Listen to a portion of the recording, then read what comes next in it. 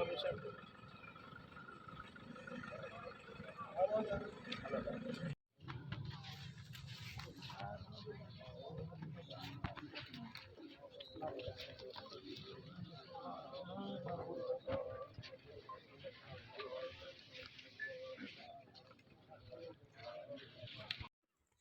चैन तकबीरन जे मुंह मुंहिंजो काबतुल्ला शरीफ जे तरफ़ बंदगी अल्लाह ताला जी दरूद हज़रत मुहम्मद सल्लल्लाहु अलैहि व आलिहि वसल्लम ते दुआ वास्ते हाज़िर हिन मैयत जे।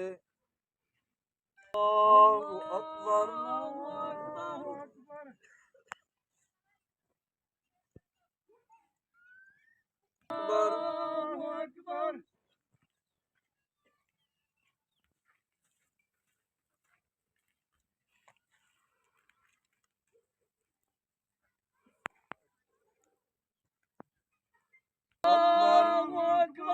अस्सलामु अलैकुम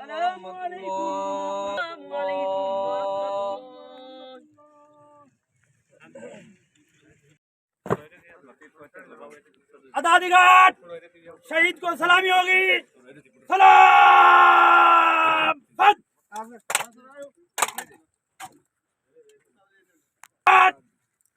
नीचे फन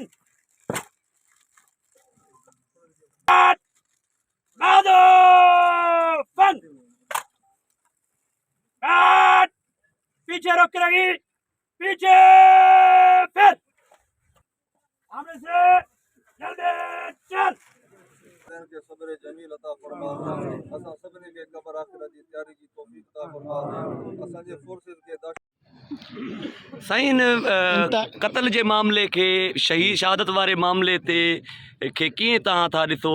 धाड़ेलनि तरफ़ां चोरनि तरफ़ां तव्हांखे शहज़ादनि जवाननि जा लाश तोहफ़े तौरु ॾिना पिया वञनि, इन हवाले सां तव्हांजो छा चवणु आहे? अदा सभ खां पहिरियों त असां शहीद मुश्ताक जी जेका फैमिली आहे उनजे लाइ इहा दुआ कयूं था त अल्लाह पाक खेनि सब्र तामुल ॾींदो। हीउ तमामु वॾो हादसो आहे ऐं जॾहिं असीं पुलिस फोर्स ज्वाइन कयूं था, ये वेपन जो है इस पर कोई ना कोई मेरे ख्याल में जामे पॉलिसी बनाने की ज़रूरत है और इसके जो केसेस बनते हैं उस पर भी हमें देखना चाहिए कि उन केसेस में कितने लोगों को सज़ा हुई, कितने लोगों को हमने प्रोसिक्यूट अच्छे तरीके से करवाया।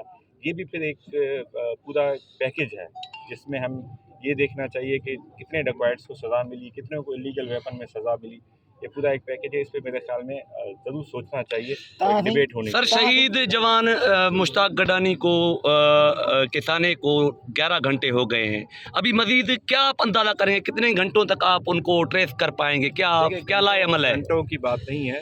देखें, बात यह है कि किसी गलत बंदे को नहीं पकड़ना, हमने जेन्युइन बंदों को तक पहुंचना है और इस पहुंचने में हमें कोई गलती जो है उसकी कोई गुंजाइश नहीं है और हमने जेन्युइन बंदों को ही पकड़ के जो है वो उनके खिलाफ जो प्रोसिक्यूट करवाना है और इसमें दिन भी लग सकते हैं। इसमें तामुल ॾींदो। हीउ तमामु वॾो हादसो आहे ऐं जॾहिं असीं पुलिस फोर्स ज्वाइन कयूं था त तव्हां ॾिठो आहे त शहादतूं जेको आहे कराची में बि कल्ह पुलिस ऑफिसर शहादतूं ॾिनियूं ऐं इहे शहादतूं असांजे ॾाज में शामिलु आहिनि। जॾहिं असां यूनिफॉर्म पायूं था, कसम खणूं था त पोइ इहे शहादतूं असांजूं थियनि थियूं। नंबर 1।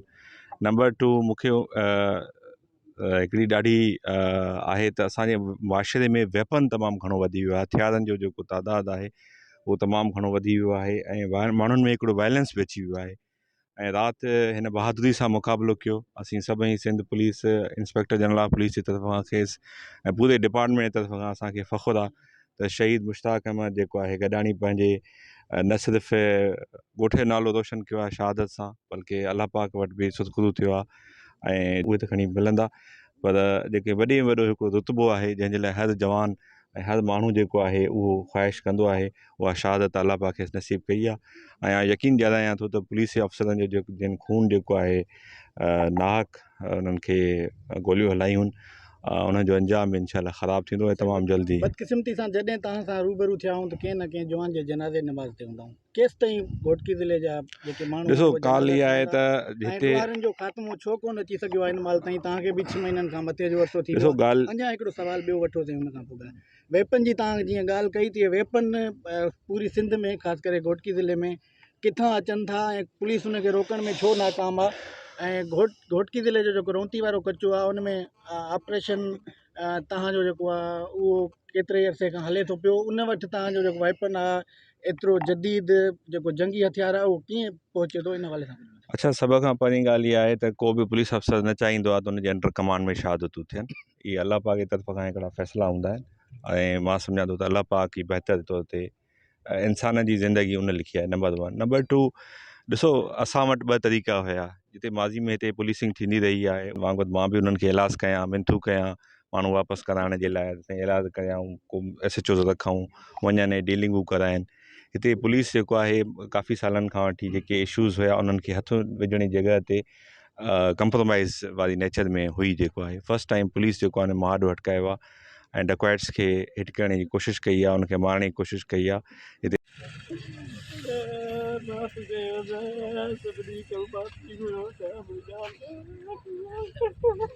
दुखी हुआ जान निमाणी आहे, अल्लाह की जन्नत में सब जगह था फरमाए।